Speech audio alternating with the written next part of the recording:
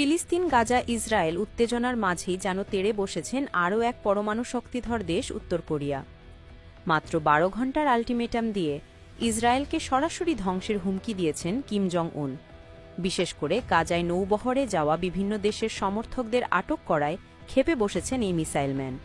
তিনি বলেছেন, ইসরায়েলকে ধ্বংস করতে মাত্র আমার ৫ মিনিটের বেশি সময় লাগবে না, এবং যদি গাজায় যাওয়া নৌবহরকে এবং নৌবহরের মানুষকে ছেড়ে না দেওয়া হয় তাহলে ইসরায়েলকে পুরো মানচিত্র থেকে মুছে দেয়া হবে।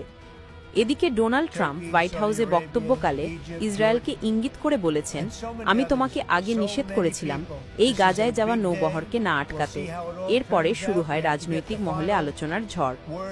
সোমবার সকালে পিয়ংইয়াংয়ের সুনান ঘাঁটি থেকে একযোগে ছোড়া হলো ১০টিরও বেশি মাল্টি লঞ্চার মিসাইল। মুহূর্তেই অগ্নিগোলার মতো ছুটে গেল সেই মিসাইলগুলো উত্তর পশ্চিম আকাশপথে। দক্ষিণ কোরিয়ার সেনাবাহিনী জানিয়েছে, এগুলো স্বল্প পাল্লার ব্যালিস্টিক মিসাইল, যা জাতিসংঘের রেজলিউশনের সরাসরি লঙ্ঘন। কিন্তু প্রশ্ন উঠছে, কেন এমন সময় এই মিসাইল পরীক্ষা? সামরিক বিশ্লেষকরা বলছেন, এটি কোনো সামরিক মহড়া নয়, এটি একটি স্পষ্ট রাজনৈতিক বার্তা। কারণ যখন ইরান ও ইসরায়েলের মধ্যে যুদ্ধের উত্তেজনা সর্বোচ্চ পর্যায়ে, তখনই কিম জং উনের এই পদক্ষেপ যেন জানিয়ে দিল, ইরান একা নয়, উত্তর কোরিয়া তাদের পাশে আছে। আর এবার যেন গাজারবাসীর পাশে দাঁড়ালো উত্তর কোরিয়া।